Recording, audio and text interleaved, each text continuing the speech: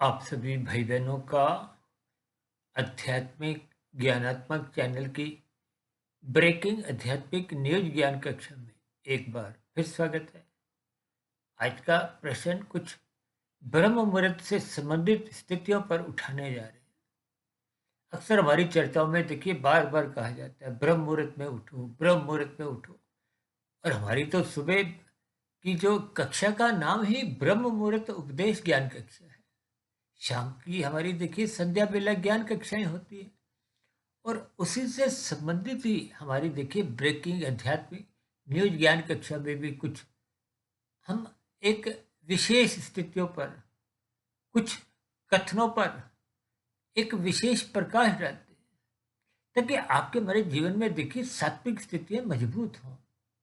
देखिए, हम कोई भी ज्ञान कक्षा किसी भी विषय से संबंधित रखते हैं, उसका प्रत्यक्ष रूप से या अप्रत्यक्ष रूप से आपका हमारा सत्वगुण बढ़ाना होता है।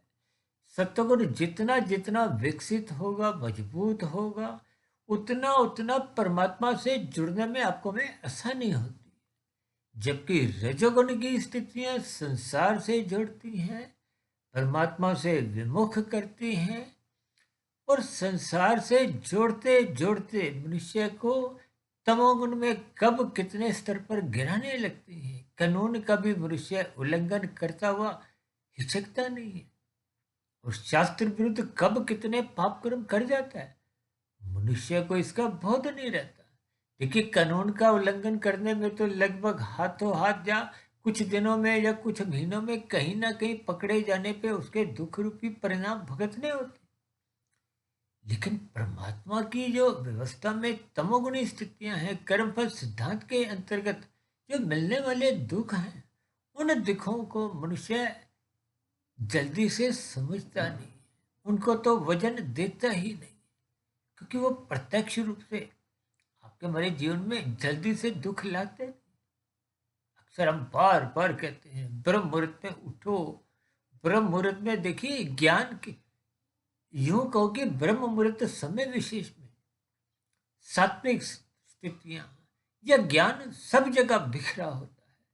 केवल उठाने वाला चाहिए, समझने वाला चाहिए, जुड़ने वाला चाहिए।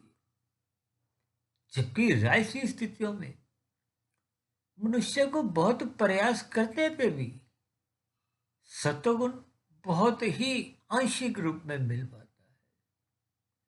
और भारत जैसे देश को, जिसको आध्यात्मिक देश कहा गया, यहाँ अक्सर जितनी ज्ञान कक्षाएं चलती हैं, यानी कि ये सत्संग की कक्षाएं कहो, कथा कहानियों की एक ज्ञान कक्षाएं कहो, या साधारण शब्दों में जिनको देखिए सत्संग का नाम दिया जाता है। और भारत जैसे देश में तो देखिए ये साप्ताहिक जग के रूप में भागवत कथाएं बहुत अधिक शहरों में होती हुई दिखाई देती हैं। और ये भी कथाएं जो चलती हैं, होती हैं, ये दिन के समय ही होती है। देखिए, दिन में ये राजसी स्थितियां होती हैं, सत्वगुण से जुड़ने के लिए बहुत ही प्रयास करने होते हैं। जबकि शाम की स्थितियां, जब सूर्य ढल जाता है, मौनात्मक स्थितियां अपने आप ही वो बिखरना शुरू करती है, यानी कि वो अपना प्रभाव मौनात्मक स्थितियों का दिखाना आरंभ कर देती है। तो फिर ऐसी स्थितियों में प्रयास करने पे भी मनुष्य सत्संग की स्थितियों में अपने आप को स्थित कर नहीं सकता। देखिए, ये बहुत ही सरल स्थितियां हैं। अक्सर मनुष्य इन सभी स्थितियों को देखिए सामान्य स्तर पर कोई एक गंभीरता से नहीं लेता, जिसके फलस्वरूप वो ज्ञान की कड़ियां अपने जीवन में जोड़ नहीं पाता। हम तो देखिए लगभग प्रतिदिन ही ज्ञान की चर्चाएं रखते हैं। ब्रह्म मुहूर्त ज्ञान उपदेश कक्षा में हम कुछ गंभीर विषय उठाते हैं, लेकिन संध्या बेला ज्ञान कक्षा या और भी जैसे आज ब्रेकिंग आध्यात्मिक न्यूज ज्ञान कक्षा में ये भी कुछ साधारण विषय नहीं है, लेकिन इनको हम बहुत ही सरल शब्दों में समझाने का प्रयास करते हैं, ताकि आप और हम मनात्मक स्थितियों से बचें, रात को जल्दी सोना आरंभ कर दें। क्योंकि रात को तो देखिए उन मनात्मक स्थितियों में अंधकार में स्थितियां होती हैं, अज्ञानता की स्थितियां होती हैं, और ऐसी स्थितियों में देखिए ज्ञान को ढूंढना बहुत ही कठिन होता है। इस बात को आप एक उदाहरण से समझिए।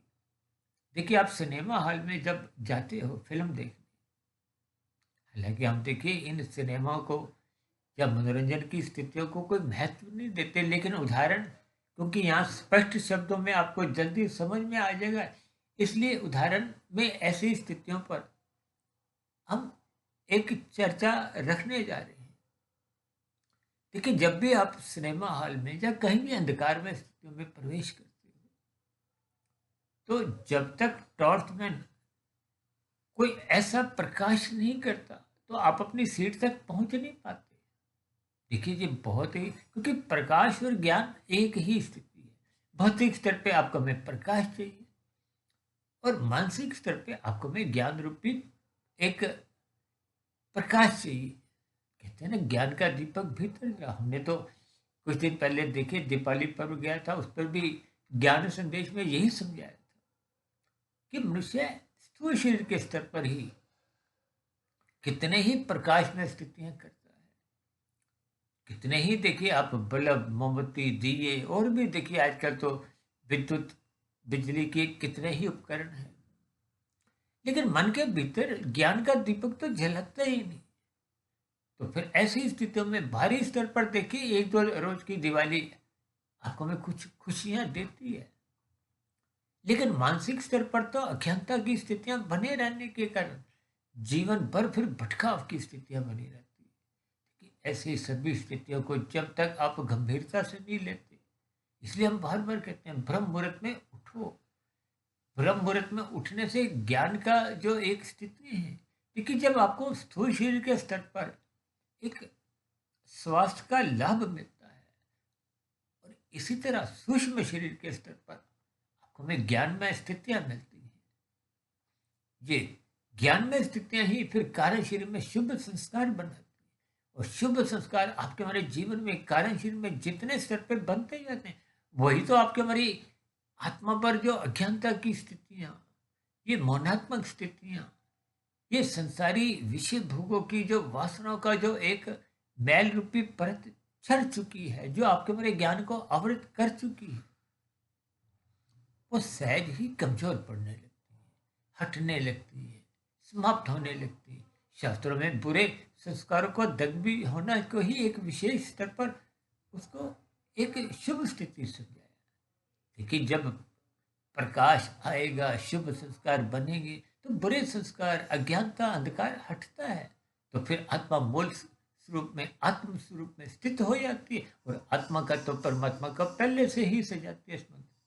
इसलिए हम सभी भाई बहनों को ज्ञान में स्थितियों का संग करना चाहिए।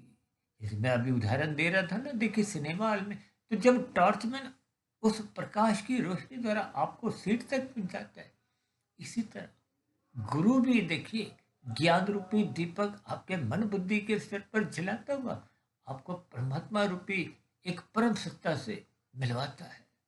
इन सभी स्थितियों के अर्थ समझिए, भावार्थ समझिए, ताकि आप और हम ब्रह्म मुहूर्त में उठना अपना एक स्वभाव बनाए, रात को मनात्मक स्थितियों से बचें। जब ये सभी स्थितियां आपके हमारे जीवन में सहज रूप से बनने लगेंगी, तो निश्चित रूप से ज्ञान का दीपक आपके हमारे जीवन में सकारात्मक स्थितियां उपलब्ध करवाएगा, परमात्मा से प्रीति करवाएगा। तो फिर ये जो आपकी हमारी राशि विषय भोगों की स्थितियां हैं, जिनमें आपकी हमारी देखिए स्थितियां 24/7 की बनी रहती हैं, उन स्थितियों से ज्ञान पूर्वक वैराग्य करवाएगा। तो ऐसी सभी ज्ञान में शुभ स्थितियां आपके हमारे जीवन में भी बनना क्रमशः आरंभ हो। इन्हीं शुभकामनाओं के साथ चर्चा विशेष को यहीं विराम देते हैं। कल सुबह फिर मिलते हैं ब्रह्म मुहूर्त ज्ञान उपदेश कक्षा में। तब तक आप अपने आध्यात्मिक मित्र सुधीर भाटिया फकीर को इजाजत दें।